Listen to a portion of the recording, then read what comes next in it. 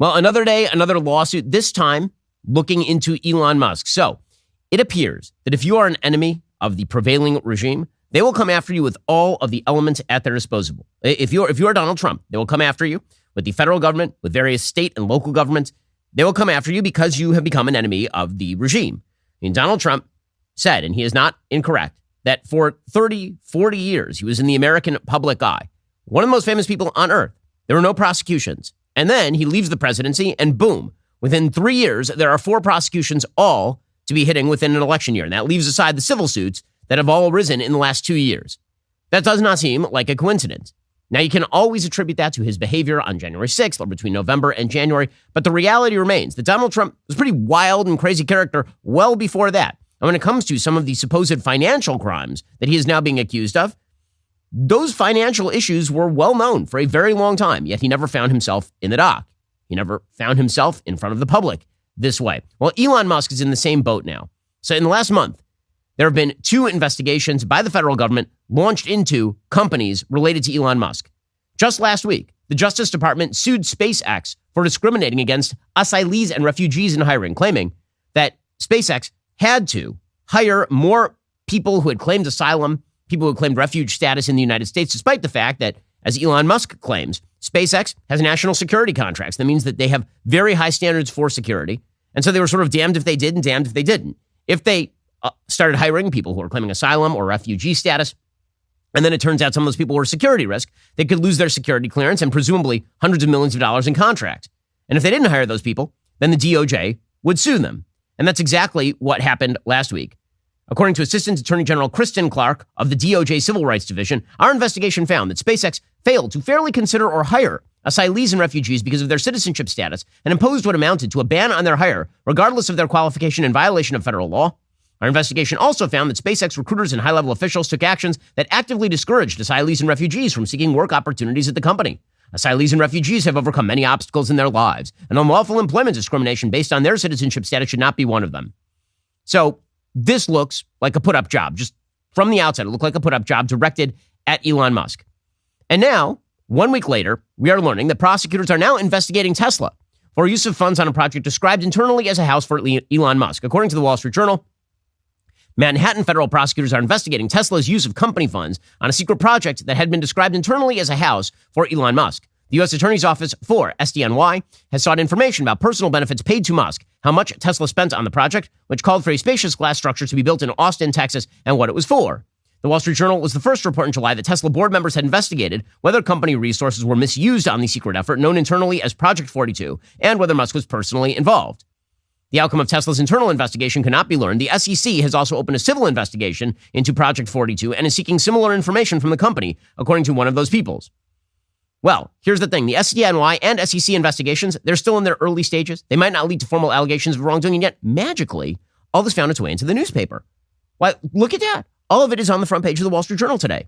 Tesla did not respond to requests for comment on the story. Spokesman for the SEC and Manhattan U.S. Attorney's Office declined to comment. Employees were working on Project 42 last year. Plans called for a glass building to be erected near the automaker's Austin area headquarters. At one point, the building was envisioned in the shape of a twisted hexagon. Other images showed an expansive glass box that appeared to include a residential area. The status of the project and whether the glass was ever delivered to Tesla could not be learned. So, federal prosecutors are now seeking information also about the driving range of Tesla's electric vehicles. Reuters is reporting that Tesla had inflated the projected distance its vehicles could travel on a single battery charge. So it just seems like all of the resources of the federal investigative authorities are being unleashed at Elon Musk. Now, why is that? Just a few years ago, Elon Musk was everybody's darling. Elon Musk had early Mark Zuckerberg status. Elon Musk was the most creative man in the world, one of the great innovators. And then he bought Twitter. And then it turns out that he has sort of rightish libertarian political leanings. And this cannot be allowed. Elon Musk stepped into the hornet's nest, and the hornet's nest is now stinging him. That's what it appears like to anyone from the outside. Because again, nothing for years with regard to Elon Musk. And then magically, the year before the election, 2 separate investigations into Elon Musk's companies, one at SpaceX, one at Tesla. So either you believe that Elon Musk suddenly started being corrupt and terrible, or you believe that there are people who actually would like to see Elon Musk taken out, or at least minimized in terms of his public abilities. When people on the right are worried about lawfare, when they are worried about the militarization of law enforcement resources, the DOJ, local attorneys' offices against right-wingers, this is one of the reasons why. I mean, I've said on the program publicly for years, I overpay my taxes. I overpay my taxes specifically because I suspect that this has always been the case and that it will always be the case, that if there's someone in power who doesn't like you, there's absolutely the possibility that they end up coming after you. The problem, of course, is that it's exactly this sort of activity that destroys all faith in our institutions. And if we don't have our institutions in common, then we cannot have a functioning system here in the United States. Now, this is bleeding its way over, not just from the private sector to the public sector, like Elon Musk to Donald Trump, but all the way down to how you vote, like actual election interference. I'll get to that momentarily. First, is your cell phone in dire need of replacement? You know the signs. You got the short battery life. You have to have a charger on hand all the time. Or you got a cracked screen that gives you glass splinters. Well, it's time to put that old phone to rest and upgrade to a new 5G Samsung Galaxy from Pure Talk for free. Get a free 5G Samsung Galaxy with 2-day battery life, edge-to-edge display, ultra-strong Gorilla Glass when you sign up for Pure Talk's unlimited talk, text, and 15-gig data plan for just $35 a month. Plus, it comes with mobile hotspot. If you're not using Pure Talk, you're simply paying too much. Get all the data you could ever need for half the price of the big carriers on America's most dependable 5G network. Go to puretalk.com/Shapiro for your free, super durable 5G Samsung Galaxy when you switch over to Pure Talk. Again, visit puretalk.com/Shapiro. Make that switch to my cell phone company, Pure Talk. It's the official wireless partner of the Daily Wire. I've been using Pure Talk for a couple of years now. I switched over all my business phone calls. My business phone calls, pretty important to me. I'm sure all your phone calls are important to you. They have great coverage. They use one of the big 5G networks. And again, when you go to puretalk.com/Shapiro, you get a free super durable 5G Samsung Galaxy when you switch over to Pure Talk. So go check them out right now. They're also a company that happens not to hate your guts. So go check them out right now. puretalk.com/Shapiro. Make the switch to my cell phone company. Okay, so when we talk about legal apparatuses being activated against particular sides of the political aisle, take a look at what is now being contemplated with regard to primary and general elections and Donald Trump. According to the New York Times, New Hampshire's first-in-the-nation primary is quickly becoming the leading edge for an unproven legal theory that Donald Trump is disqualified from appearing on the ballot under the 14th Amendment to the U.S. Constitution. A long-shot presidential candidate has filed a lawsuit in state court seeking an injunction to keep Trump off the ballot. A former Republican candidate for Senate is urging the Secretary of State to bring a case that could put the issue before the U.S. Supreme Court. On Wednesday, Free Speech for the People, a liberal-leaning group that unsuccessfully tried to strike House Republicans from the ballot in 2022, sent a letter to Secretaries of State in New Hampshire as well as Florida, New Mexico, Ohio, and Wisconsin, urging them to bar Trump from the ballot under the 14th Amendment. Those efforts are employing a theory that has been gaining traction among liberals and anti-Trump conservatives that Trump's actions on January 6, 2021 disqualify him under Section 3 of the 14th Amendment, which bars people from holding office if they took an oath to support the Constitution and then later, quote, engaged in insurrection or rebellion against the same. Well, normally, you'd have to have like a conviction for something like that. Or say you swore an oath to a foreign power, like the Confederate States of America, right? That might be good evidence that you should be barred from a ballot. That's literally why the law was written. That's why Section 3 of the 14th Amendment exists. You know what it doesn't exist to do? Allow secretaries of state to simply declare somebody an enemy of the republic and then bar him from the ballot. According to the New York Times, the theory has been gaining momentum since two prominent conservative law professors published an article this month concluding Trump is constitutionally disqualified from running for office. Well, the left wishes to appeal this all the way to the Supreme Court. Why? Because if the Supreme Court rules in Trump's favor, then they will just claim that the Supreme Court is stacked on behalf of Donald Trump, undermining the credibility of that institution. And again, this is now being considered by multiple secretaries of state, not just in the primaries, but in the general election as well. According to National Review, a recent article published in the Pennsylvania Law Review from the Federalist Society's William Bowd and Michael Stokes-Paulson argues that Trump has been disqualified from access to the presidential ballot based on their reading of the 14th Amendment. The authors believe their theory is self-executing, by which they mean U.S. election officials don't need to seek permission or special authority to bar Trump from the ballot. Indeed, their oaths oblige them not to. So Donald Trump made the case that Mike Pence could unilaterally disqualify states, certified state votes, in the 2020 election. And that was a specious theory. This theory is that secretaries of state can simply decide, without any reference point, without any legal case, without any actual conviction, without any charges being filed, theoretically, that somebody has violated this element of the Constitution and therefore can be barred constitutionally from appearing on the ballot. This is pretty crazy stuff, obviously. And you want to talk about undermining faith in elections, this would do it. You want a constitutional crisis? How about when a Secretary of State in, say, Arizona decides that Donald Trump cannot be on the ballot? And then that goes to the Supreme Court, and then the Supreme Court strikes that down.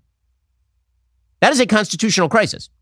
Because at that point, you have a state acting within its own purview, but violating basic precepts of constitutional order, being struck down by a Supreme Court on which 3 members were appointed by the person who's at issue. The left will claim that it's lawfare. The right will claim that it's lawfare. I mean, this is where we are headed. It's really, really ugly. And so what we now have is a bizarre situation in which the left claims that because the right is quote unquote insurrectionary, they can use the law in extra legal ways. That's what's effectively happening right here. This is why the use of the law to go after Trump over a bunch of nonsense in, say, Manhattan is so devastating to rule of law. Like Politico today has the New York AG claiming that Donald Trump fraudulently inflated his net worth by as much as $2.2 billion per year. The new estimates came in filings from the New York State Attorney General's office, which is suing Trump, some of his adult children, and his business empire for falsifying his net worth in an effort to obtain favorable terms from banks and insurance companies. That trial is set to begin on October 2nd. Now, one of the things that is pretty obvious here is that none of those companies are actually suing Trump.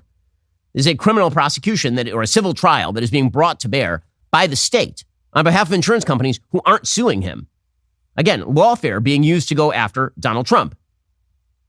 And what you're getting here is a self-perpetuating cycle where the left sees the right as so inherently evil and dangerous and insurrectionist that we must use the legal abilities at our disposal to go after them. We must use the DOJ to go after Elon Musk. That's a dangerous character. That guy might allow things on Twitter that we don't like. And if those things are allowed on Twitter, then Donald Trump might win an election or Joe Biden might lose an election. So we better use whatever legal methods we have at our disposal to go after that guy. Donald Trump, super dangerous. That means that we have to activate secretaries of state to do things that are pretty illegal, but they have sort of the patina of legality to them in order to accomplish what we want. I mean, we really, really hate Donald Trump. So one of the things we have to do is we have to go after him on specious bullcrap charges in New York. It's morally mandated because the right is so dangerous and so reactionary and so insurrectionist. And the natural response from the right is, well, okay, so you're doing extra legal things with the law, which means they are acting illegally, which justifies us in going outside the law to do things.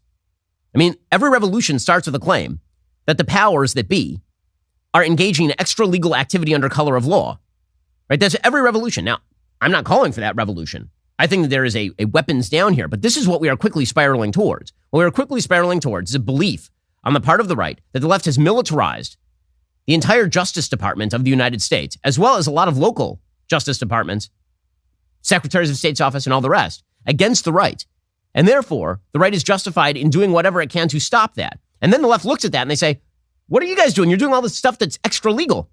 Well, that justifies us in stopping you, no matter what it takes, with or without the law. It's a self-perpetuating cycle. And there's something even worse about this, which is that the positions reverse themselves depending on the circumstance. I'll get to that in just one second.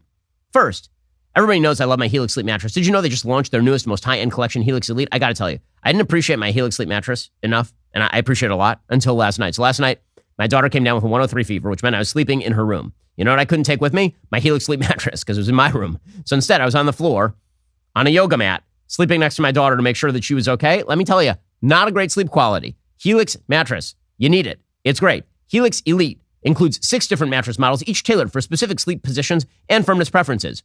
I've had my Helix mattress for 7-8 years at this point. It is great. If you're nervous about buying a mattress online, you don't have to be. Helix has a sleep quiz that matches your body type and sleep preferences to the perfect mattress. Why would you buy a mattress made for somebody else? I took that Helix quiz. I was matched with a firm but breathable mattress. Go to helixsleep.com/Ben. Take their 2-minute sleep quiz. Find the perfect mattress for your body and sleep type. Your mattress will come directly to your doorstep for free. Plus, Helix has a 10-year warranty. You get to try it out for 100 nights risk-free.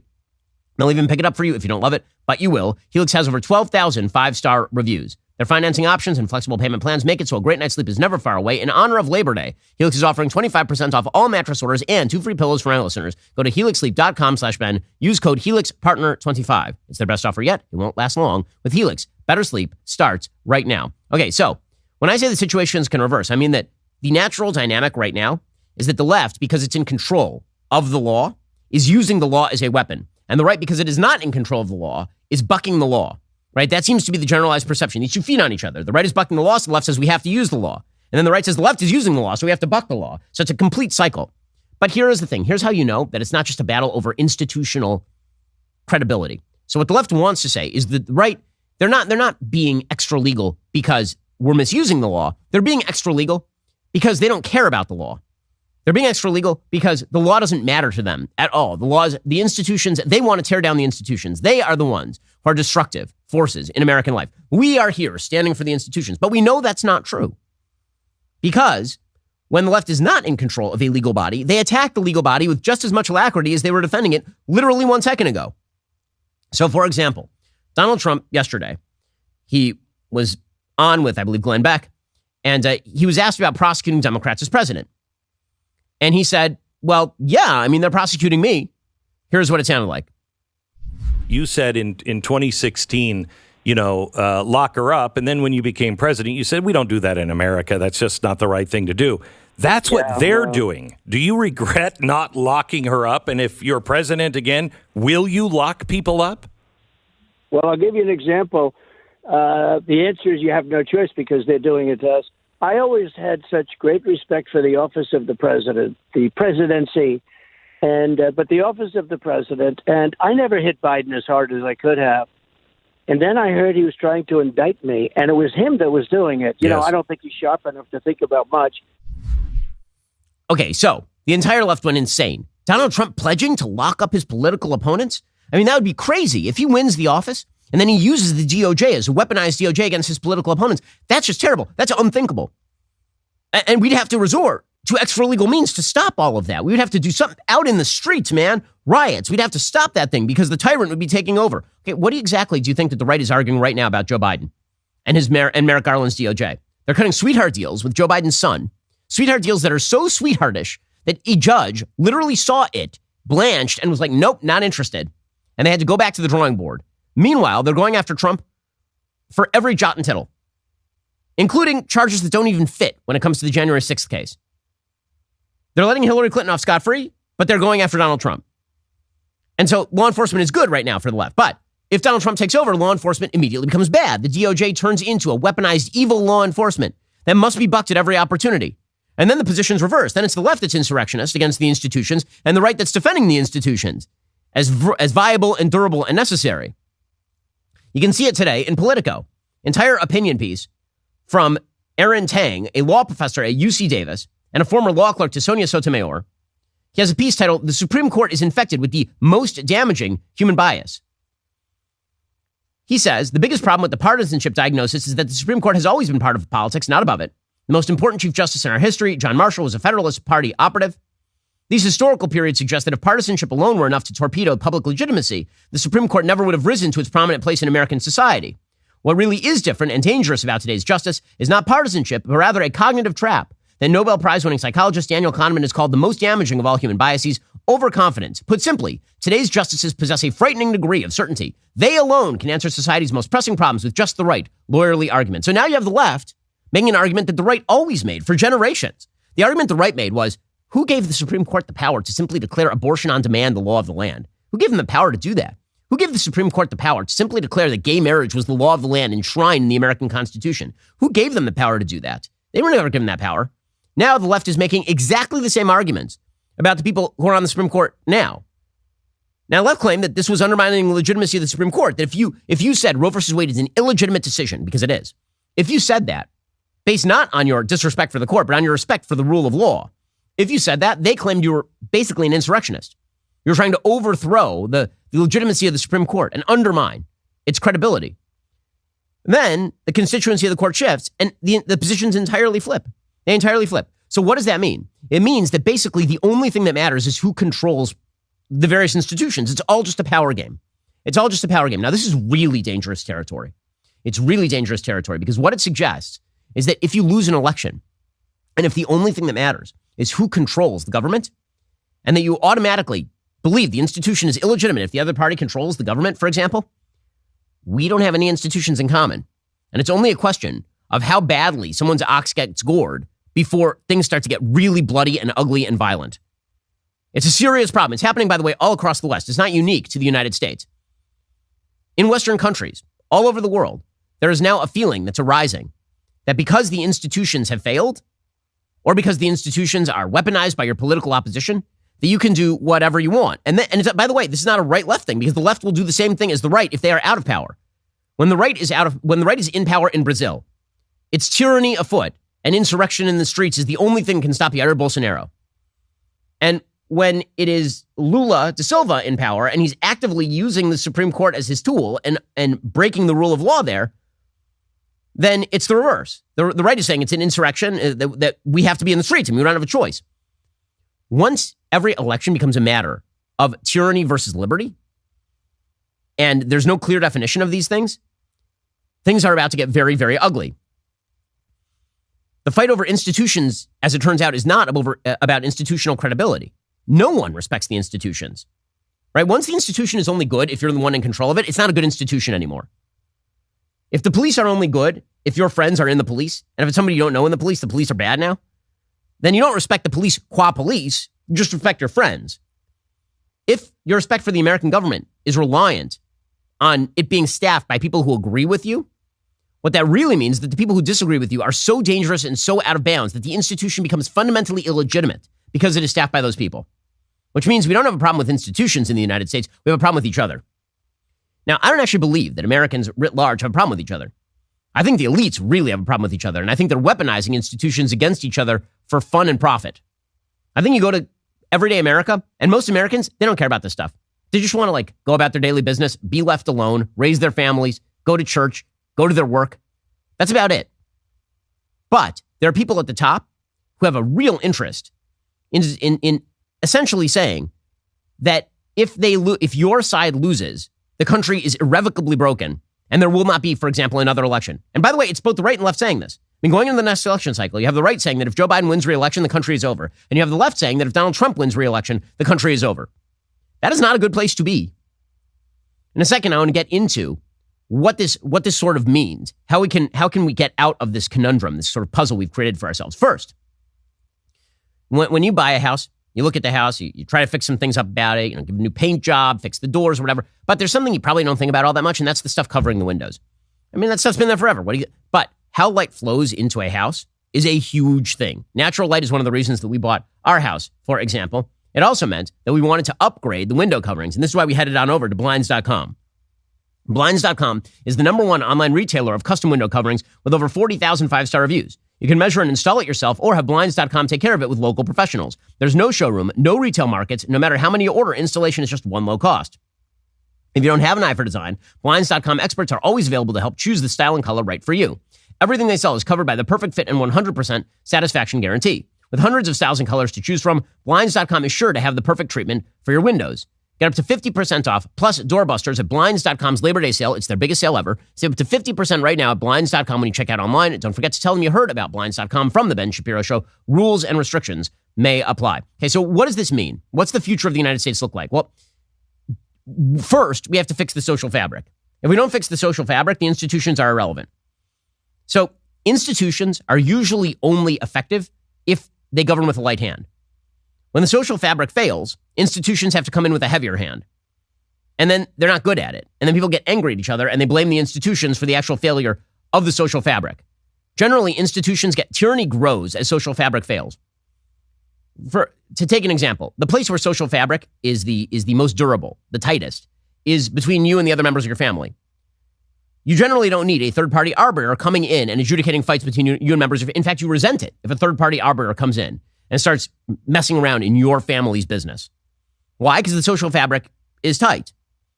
Well, if things start to fall apart, that's when you have to have child protective services show up or a divorce lawyer show up, and things start to get really ugly. And the more they're involved, the uglier they get. Well, that's true on a societal level as well. As we fail to get along with each other, or as we fail to respect each other as human beings, we start calling in the big guys to come in and enforce our opinion with the gun. This is why, as societies fail, institutions have to get more and more tyrannical. They don't really have a choice. There are two ways that societies go south with regard to societies and institution and their interrelationship. One is the way that I just described. The social fabric decays, and then the institutions follow. You can make an argument that that's effectively what's happened in the United States. That since the 1960s, with the rise of a radical left that overthrew the social compact, that instead of saying, we require change within the boundaries of the social compact, said the entire social compact is corrupt and evil and nasty, and a guise for power, we have to throw it out, that it was no longer a fight between JFK liberals and Nixonian conservatives, that now the fight was between revolutionaries who thought the entire system was corrupt, the Herbert Marcuse argument, the basic idea that all institutions, including freedom of speech, were actually guises for power, That once that corrupted our institutions, and it took a couple generations to do it, once that was infused throughout our institutions, then the failures of the social fabric were made manifest. People stopped going to church, which was a social fabric builder. People stopped believing one another and their arguments. Their arguments, they started to think, were actually just an excuse for you to do the thing you want to do anyway. And when you'd have a good faith argument, there was no such thing as a good faith argument anymore. It was basically just accusations. Once that stuff made its way up to the institutions, of course the institutions failed. So that's one way that societies fail, that institutions fail after societies.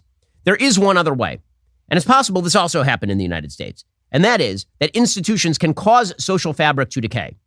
How do institutions cause social fabric to decay? Well, what happens, the elites in a society gain control of an institution, and they decide it is time for world-breaking change. They have to centralize power. That power is now going to be used in top-down fashion in order to crowd out the social fabric because people need to change. And the current social fabric has created flawed people. Get rid of that social fabric, create new circumstances, and the people will flourish and flower anew. That's sort of the case that Marxism makes, is that people are petty and nasty to one another. But if we lived in a Marxist utopia, people would be awesome. So all we have to do is change the superstructure, and suddenly the people themselves change. So institutions captured by elites start to try to cram down change on people at the top level. And in doing so, they must break down the social fabric. It is necessary because the social fabric are little platoons against that, as Edmund Burke described them. Now, a good functioning society uses the social fabric and the little platoons within that social fabric as the building blocks for a broader society. A terrible society must, in utopian fashion, destroy all those building blocks, level the earth, and then build with whatever is left. And that's effectively what you can make the argument happen with American institutions, particularly in the 60s. The growth of government effectively crowded out religion. It effectively crowded out the social fabric. It crowded out all of the connections that you have with your friends, and now it's all been filled by the government. And so then the social fabric fails. And then the call from the government is, well, the social fabric's failing, we need more government. And the government fails at that, but it's still crowded out the social fabric, and now all faith in institutions is lost. Well, whichever of those arguments you accept, one thing is for sure true. If what we have here is not a failure of institutions predominantly, but a failure of the social fabric, this can only be fixed at the local level through the rebuilding of the social fabric. And what that really means, that what we ought to be fighting for, and it's funny because when you discuss this with rational members of the opposite political party, many of them will agree. And I had this conversation openly with Anna Kasparian from the Young Turks, for example.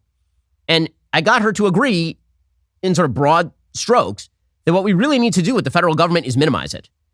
That when you have a federal government that institutionally is incredibly powerful and everybody's just fighting over the power in order to use it against their political opponents, this exacerbates the collapse of the social fabric. What you really need is local communities to be able to be local communities. That what you can't do is make the argument that the best form of American institution making is going to be done at the top level, because it isn't. It isn't. By the way, the founders understood this, which is why they made the federal government really weak.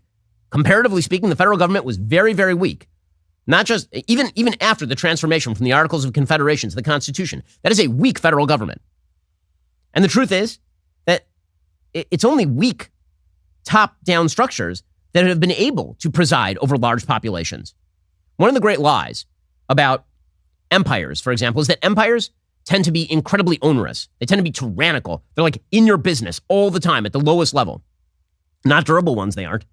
If you look at the history of empires, and the United States is an empire. Now, I'm not even talking about an international empire. Just by any stretch of the imagination, a government that governs 340 million people over the course of 3,000 horizontal miles and like another 1,500 vertical miles. I mean, you're talking about a land area in the United States that is continental in nature. I mean, it's enormous.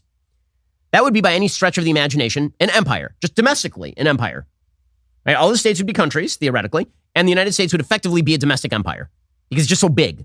You're not governing a tiny space like Great Britain or something. And you're not governing a homogenous space either. The United States is incredibly diverse. Okay, so the only way that succeeds is if the top level is relatively light-handed. And every durable empire ever has actually had a relatively light hand at the top level.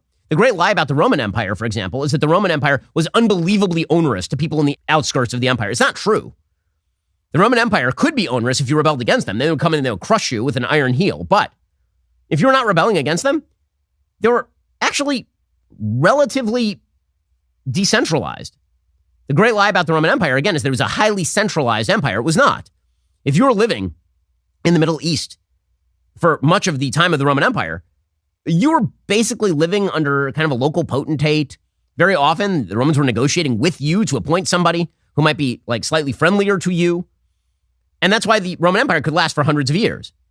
If you look at other less powerful empires, like, for example, the Austro-Hungarian Empire. The Austro-Hungarian Empire, which started off as the Habsburg monarchy and was an empire that dominated an incredible amount of Europe. The Habsburg monarchy, which launches in like the 16th century and then lasts via the Austro-Hungarian Empire all the way up to World War I. The reason that it was able to govern this amount of territory with this diverse population is because it actually had a very, very light hand. It was actually more visible by its absence than by its presence. They had kind of unified military uniforms, and that's kind of it. I mean, there are a lot of people inside the Austro-Hungarian Empire, ranging from Jews to Muslims to Orthodox Christians to Catholics to Protestants, and they're all living under the Austro-Hungarian Empire because the Austro-Hungarian Empire actually had a fairly decentralized approach to governance. The same thing was true, actually, for a lot of the Ottoman Empire. The Ottoman Empire was kind of a lazy empire. It's why by the time it died in World War I and just after World War I, it was called the sick old man because it wasn't even capable of governing its own territory. Now, a lot of people see that as a flaw, but the reality is that the only way that you can retain any sort of centralization at all in a very, very large space is either like oppressive tyranny at high levels, which can't be done for long, is what the USSR learned, or you're going to have relative decentralization. Well, the problem is the United States right now is not a decentralized empire. The United States right now domestically is a very, very centralized empire. I mean, we are spending $7 trillion a year. We are engaged at the federal level in everything from how much water you have in your toilet to which individuals should be put in jail. I mean, this is a very non-decentralized, and so what that's doing is it's exacerbating all of the social conflict that already roils under the surface. It used to be that people in California didn't really care about what people in Florida were doing, and those people in Florida didn't really care about what people in New York were doing. We can blame that on social media, or we can blame it on the fact that virtually all policymaking has now been elevated to the federal level. And not only that, a huge percentage of that policymaking is made by unelected bureaucrats who are staffed through unofficial political patronage networks. The only way to cure that is to minimize that power at the top level. Let people go back to doing exactly what they would like to do in their own local communities. That can only happen, ironically, if you have enough trust for your fellow American that you're willing to allow them to do that. And if the answer to that is no, it's hard to see how the country maintains. That's why all the lawfare that we're seeing right now is incredibly dangerous. I mean, we're at a dangerous moment in the United States, just systemically speaking.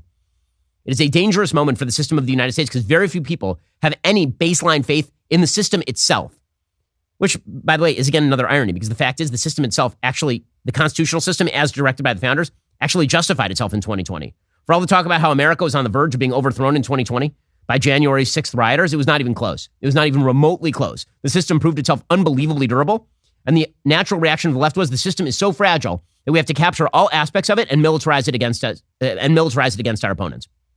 Okay, in just 1 second, we'll get to the Trump of it all. So President Trump is on Truth Social. He is not talking about the campaign. One of the things he could be talking about would be the topic of abortion, where the left continues to be unbelievably radical. According to a recent study of hundreds of post-abortive women, 60% of women reported they would have preferred to give birth if they had received more support from others or had more financial security. That's where preborn steps in. Preborn is there for women in their darkest hour deciding between the life and death of their precious child. The reality is women are being pressured to make this fatal decision. They're being told their babies are just a clump of cells, which of course is a lie. Preborn welcomes women with love and introduces them to the beautiful life growing inside of them, which doubles their baby's chance at life. When you support Preborn, you not only support women, you empower them. Your donation of $28 will help a woman receive a free ultrasound. Your love can save a life. To donate, dial pound 250 and say keyword baby. That's pound 250 baby, or go to preborn.com/Ben. That's preborn.com/Ben. I have 4 kids. We have lots of ultrasounds for all of them. We met our beautiful children long before they were born. You can help a mom do that, and in doing so, help her save her baby's life. Head on over to preborn.com/Ben or dial pound 250 and say keyword baby to help out. Your donations are saving lives. It's the most important thing you're going to do today. Preborn.com/Ben. Go check them out right now. Also, the time is almost here. The new 10-part original series with Candace Owens, Convicting a Murderer. It comes to Daily Wire Plus next week. We're almost there, guys. Stephen Avery's murder trial was made famous by making a murderer. That portrayed him as an innocent victim of corrupt law enforcement. Well, Candace blows this narrative just out of the water. There's no one better to advocate for the truth and against media manipulation in this case than Candace. She did what she does best. She got to the bottom of things. You will see all the evidence that was omitted. When the case was presented to the public, the evidence you will see revealed in Convicting a Murderer tells a very different story. It's a great, great series. You'll see just how Hollywood and the media select, tailor, craft information to fit preset narratives. You'll see shocking details that were hidden from you, including evidence that was omitted in Making a Murderer. We are talking edited testimonies and phone calls, portrayals of Stephen Avery that led you to a desired conclusion. All of this comes out. If you thought you knew everything there is to know about that Stephen Avery case, you're in for a shock. Don't take my word for it. Watch the series yourself. Draw your own conclusions. Here's the trailer. This is a collect call from Steve. An inmate at the Calumet County Jail. The man served 18 years in prison until DNA evidence cleared his name. The Two Rivers man was convicted of sexual assault in 1985, but exonerated with DNA evidence in 2003. So this is the infamous Avery lot. Now, 2 years later, he again finds himself tied to a police investigation. Accused of murdering Teresa Halbach on the Avery property. Stephen Avery's 16-year-old nephew admitted his involvement in the rape and murder of Teresa Halbach. The car is discovered just around the bend. It was just this worldwide phenomenon. I think they framed this guy. I think he intended to crush the vehicle, but ran out of time. Avery thinks the $36 million lawsuit he filed is why he's being targeted in this investigation. 1021 and 24 Main Street. Do we have Stephen Avery in custody? Netflix made millions of dollars from Making a Murderer, but the filmmakers left out very important details, mountains of evidence that you have not yet seen. The blood vial. The most egregious manipulation from the movie. Interrogations. That's when he started beating me because I told him that he's sick. Cell phones. And I saw melted plastic parts of a cell phone. Interviews. Her arms were pinned behind her head. They made Stephen Avery look like a victim. You believe your brother's guilty? I don't know if I'm a suspect. I got nothing to hide.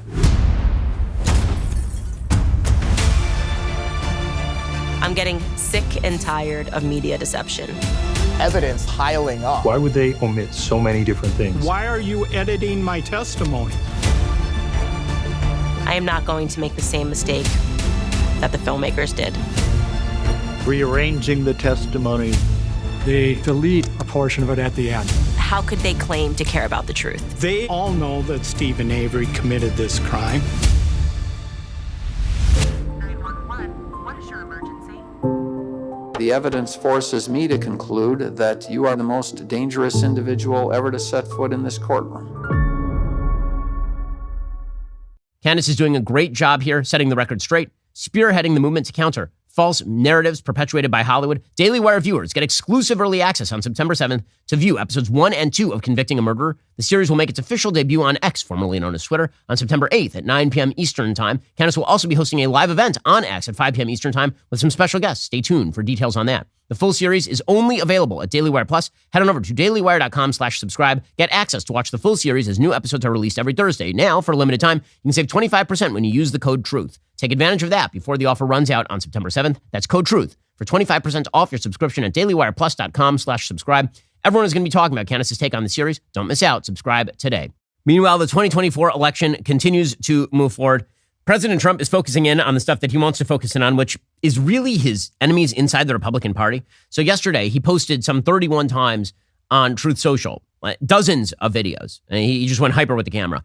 And pretty much none of them were about Joe Biden as a president. He made one video, I think, that's relevant to the 2024 election, and the rest of them were just attacking people on his own side, which is not the way that you actually win an election, as it turns out. So for example, Donald Trump spent yesterday fulminating on Truth Social about the evils of Bill Barr on Fox News. Why does Fox News constantly put on slow-thinking and lethargic Bill Barr, who didn't have the courage or stamina to fight the radical left lunatics while he was the Attorney General of the United States, and who, even more importantly, refused to fight election fraud, of which there was much? He knew what was going on. Just look at his past remarks. Unless Fox News starts putting on the right people, their ratings will continue to erode. It's just personal grievance after personal grievance. So first of all, calling Bill Barr, you can call him a lot of things. Calling him slow thinking is a weird one, considering that he went to Columbia and George Washington University Law School. Okay, then. But not just that. Fox News is apparently very cruel and terrible. He then went after Rupert Murdoch, who was once one of his supporters. Fox News and the Wall Street Journal fight me because Murdoch is a globalist. That's right. Rupert Murdoch is a globalist. You don't know that. And I am America first. It's very simple. I put America first. It will always be that way, so get used to it. DeSanctimonious, by the way, is done. He was a Murdoch pick, just like Jeb Bush was a Murdoch pick. How did that work out? Just like Hillary Clinton. Murdoch liked Hillary Clinton, crooked Hillary. And that was another pick of Murdoch. No, we are about America first, and some people don't like that. The Wall Street Journal has totally lost its way. Can you feel those independent voters flowing into the party? Can you feel it? Can you feel those suburban ladies who are now switching their votes back from Biden to Donald Trump because of these videos? Oh, and also he had some notes about losing Georgia. Again, listen, you want to pick this guy for your nominee? So be it. But I'm just pointing out this will be the campaign. So if you think this looks like a successful general election campaign, okay. I easily won the great state of Georgia in 2016. Did a fantastic job as president for Georgia and the entire USA, received 10 million more votes than I got nationwide in 2016. Got by far the most votes in history for a sitting president, but shockingly lost Georgia. All this despite winning nearby Alabama and South Carolina in record-setting landslides. Why did Georgia officials agree to sign that horrible one-sided consent decree? Nobody to this day has figured that out. Does anybody really believe I lost Georgia? Because I don't. Okay, now I assume that he's also saying that because if he does not claim that he won Georgia, then he also loses his legal case in Georgia. The entire basis for the legal case in Georgia is that he knew he lost and then manipulated the system to try and essentially steal the state. If he continues to claim that he absolutely believes that, maybe he does. Maybe Donald Trump has a unique capacity to make himself believe nearly anything, or at the very least doesn't seem to care very much about whether it's true or whether it's not. Okay, fair enough. He's establishing motive in his legal case there. But I'm going to keep asking it because I want an answer from somebody. How does this translate into a general election victory? Now, again, you can hope that Joe Biden just falls down on the job. It's quite possible. He could. Why not? But if that's like, if you are playing a game where your best hope is that the other guy basically dies, that's not like the best move that you could possibly make. And again, he's focusing all of his ire in the wrong places. Like Joe Biden is busy being a terrible president. How about that? But no, we're going to get more. Here's Donald Trump going after the quote unquote pretenders to the throne. The debate on Fox News had a hard time with the proverbial ratings. You know what television ratings are. It's all about the ratings. It was one of the lowest ever rated in terms of debates, if not the lowest. It showed that many of those participating are second tier. They were second tier people like Christie and people like Ada, I call him Ada Hutchinson, and merely pretenders to the throne. They're just pretenders to the throne. These aren't presidential people. These aren't presidential talents. Yes, yes, yes. This will win. Arizona, Georgia, Pennsylvania, Michigan, Wisconsin. Yep, that right there. By the way, speaking of losing Arizona, I'm old enough to remember because I am more than like 8 years old. I'm old enough to remember a time when Arizona was completely red. It had a red governor and 2 red senators. Now, you may have thought that the senators were squishes. That's true. Jeff Flake and John McCain were squishes. They were also better than Kyrsten Sinema and Mark Kelly. Well, apparently the Arizona Republican Party is deciding that the Thelma and Louise method of electioneering is probably the best way to go. So now Blake Masters is going to run against Kari Lake is the new idea for the GOP Senate race against Kyrsten Sinema. Great.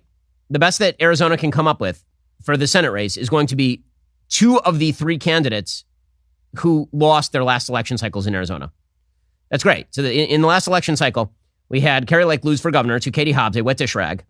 And we had Blake Masters lose his race to Mark Kelly, who was extremely vulnerable. And now the 2 of them are going to face off for the opportunity to run against Kyrsten Sinema. Oh, goody gumdrops. Good. Like this seems like this will go well. But at least we'll feel good yelling at the wall, probably. Okay, meanwhile, speaking of things that are quite terrible, Mitch McConnell froze up again.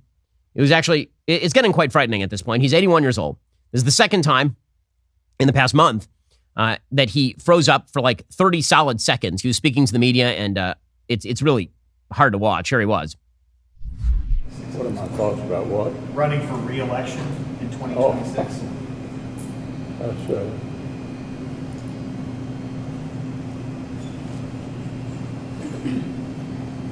Did you hear the question, Senator? Running for re-election in 2026? All right, I'm sorry, you all. We're going to need a minute. Okay, that is awful to watch. A lot of senators are worried about his personal health, as they should be. He then held calls with allies, including Minority Whip John Thune, Conference Chair John Barrasso, and Senator John Cornyn of Texas. All of them are potential successors to McConnell. This has led to a spate of speculation over his health. A lot of talk about whether these are some sort of brain problem or whether this is Parkinson's. That's one of the speculations that's being put out because nobody seems particularly alarmed about this, which means maybe he already has a prior diagnosis. Ironically, Joe Biden is out there saying, I'll get in touch with him. I mean, honestly, like I wish that the media dedicated like 1/10 the amount of true worry they have about McConnell to Joe Biden. But we're told that Joe Biden is virile and with it.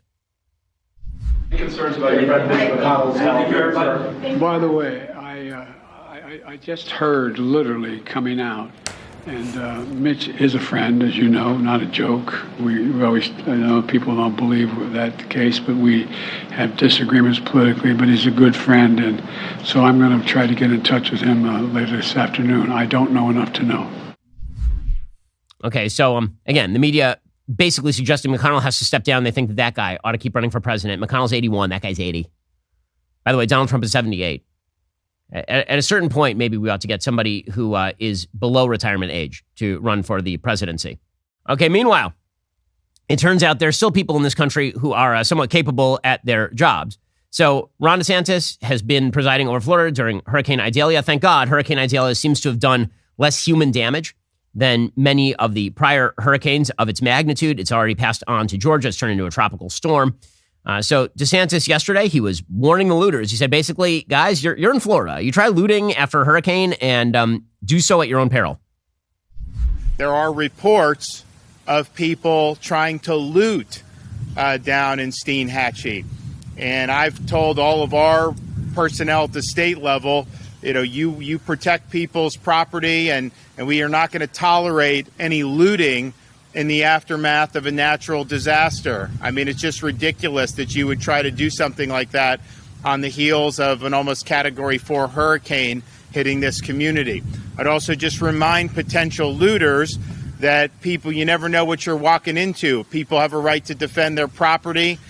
This part of Florida, you got a lot of advocates and some proponents of the Second Amendment. And I've seen signs in different people's yards in the past after these disasters. And I would say it's probably here. You loot, we shoot.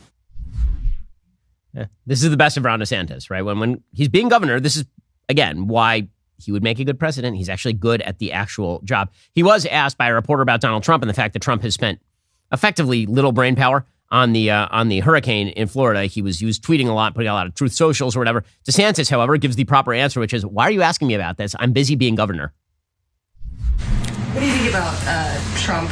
He's a resident here in Florida, and he hasn't commented on Idalia at all yet. It's not my concern. My concern is protecting the people of Florida, being ready to go, and we've done that. And look, in Florida, you just have to do this. I mean, this is something we put a lot of time and effort into throughout the course of each year, knowing that there's going to be time where you're going to have to activate it. Okay, that happens to be an excellent response to all of this. Meanwhile, the left, of course, is using this as an excuse to talk about climate change. Because what isn't an excuse about climate change? I mean, honestly, these people have one note and they're just going to keep singing it over and over. Here was Joe Biden yesterday claiming that because there is a hurricane, no one can deny the climate crisis anymore, which is weird since there have been hurricanes for literally all of documented history. I let each governor I spoke with know if there's anything the states need right now, I'm ready to mobilize that support of what they need.